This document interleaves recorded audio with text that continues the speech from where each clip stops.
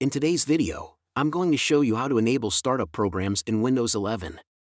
Before we get started, you can help me continue creating useful content by supporting me through Buy Me a Coffee service. The link to my Buy Me a Coffee profile is in the description below this video. You can also visit the site by scanning the QR code displayed on the screen with your smartphone.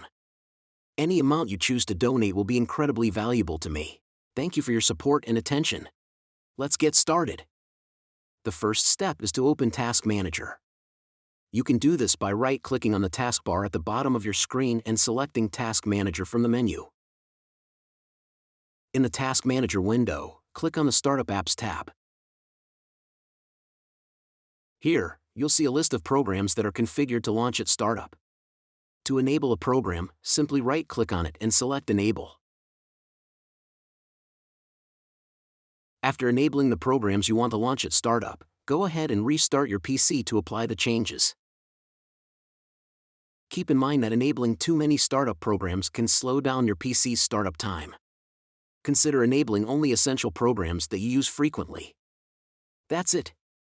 If you liked this video, don't forget to like and subscribe to our channel for more useful tips. See you soon.